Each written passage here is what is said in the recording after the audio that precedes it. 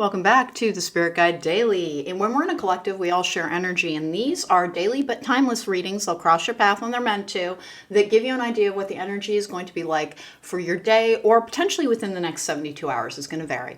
So we have one of the animal tarot decks bringing us some tarot cards. I haven't used it in a long time. It just kind of felt like it. The Apparently So deck by Empress Lang, who I interviewed her on my podcast. It's a deck that has a hoodoo influence. I find it really, really helpful, particularly around any type of spell work. And we've got the Infinity Oracle bringing you at least one oracle card. Quite frequently, I'll take two with that because of the way that it is structured. All right, let's get that down. Hey guys, before I get started, please don't forget to subscribe because it helps my channel. If you like the reading, don't forget to hit that thumbs up button. And if you want to book me for a private reading, there's a link to my website in the description box down below, and that's the only way to book me. Let's get going here. I like this deck. Like most of this is one of the Doreen Virtue decks that was reissued by the artist who I think is Rudolph something, Valentino maybe, I forget. We've got the Two of Cups in reverse, interesting. And that's coming out with the Dreamer in the upright, which is the Fool card in most decks. This particular one is very beautiful. It's like you've had a breakthrough energy when you get this particular card and you're transforming into a new version of yourself. It's a way of leaving the past behind. The Two of Cups in reverse can be a relationship that is not serving you or one that is coming back into your life. So we'll see what the next card brings with that. But the Two of Cups in reverse is, somebody from whom you are parted. Sometimes it's for the best, and sometimes there is someone you're going to meet. It's simply someone who's not in your life, but is having an influence on it in terms of the trajectory that your future is taking. And let's get our next card, which is Release. This is the Death card in many decks. It's the number 13. It's time to release the past and move on to something new. This ending is the first step on the way to a happier future. So here's the thing, particularly when it comes to relationships. If you are, this is a hard one because we all have connections that aren't meant to work out but are supposed to teach us something. If you have a connection in your life that has been elusive or has not been working out, you're being told that the best step that you can take is to release it. Now, releasing doesn't mean something ending. It just means that you release any expectations around it. You understand that lessons are being brought to you and that what is meant for you is coming to you. And this is just kind of I get the feeling this is not super active. I think this is where you are.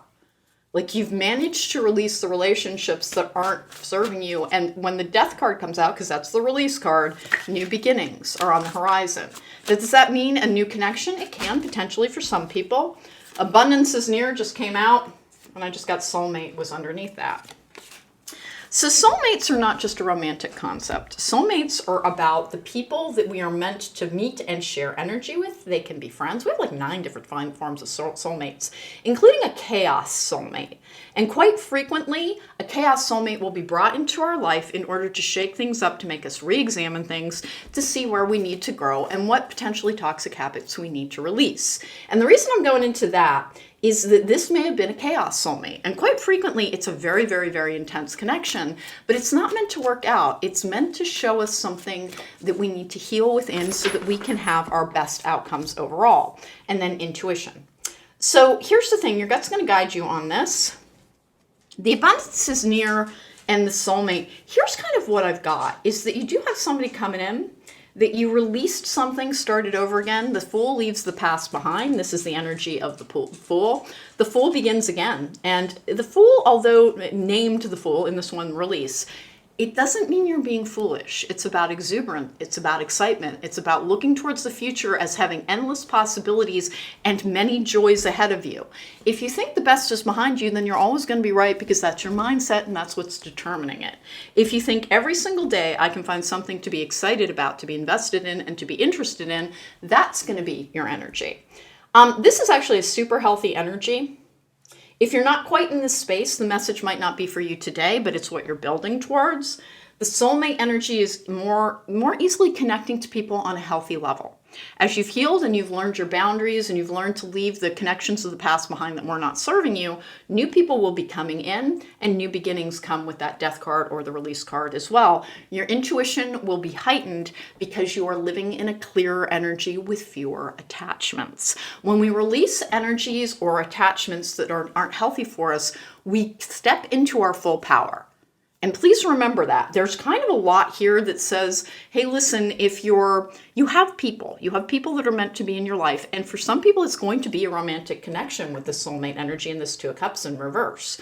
If you're trying to achieve the ideal relationship in your life, then examine the ones that you might be holding on to that are not present in your life, or areas that you keep trying to make the wrong piece fit the puzzle, because we all do that sometimes. We cling to things past their, I don't want to say usefulness, but past their purpose in our life. Everybody does it, and it's nothing to beat yourself up over. Here's the thing, and for anyone who's not like actively healing from relationships that were teaching you lessons versus kind of shoring you up and supporting you, please understand that this particular energy is telling you that so much is coming to you in the form of connection, because abundance isn't just about money. Abundance is about feeling connected to your soul, to your purpose, to your path. And the release energy, now that can definitely be a Scorpio, because it really is the death card in most tarot cards. It can be a Scorpio. It looks to me as if more and more is coming to you in a professional capacity, but that your personal life is opening up and that you have many new beginnings. And this particularly applies if you've been experiencing some endings, because endings bring beginnings, and that's what the Fool does. The Fool starts again. Sometimes it's a downsizing energy, but it's usually a releasing the past energy. Release the relationships that are not serving you to bring the relationships that are meant to serve you into your life. And that's always going to be a little bit of a refrain with this collective, because many people are healing from traumatic connection that could have led to forms of PTSD or CPTSD and codependence. And that is never a character flaw. It is an emotional and an energetic injury from which we have to heal. All right, so that was the Spirit Guide Daily for today. Don't forget to hit that thumbs up button. It does help my channel. Take care, be well, and I'll see you next time.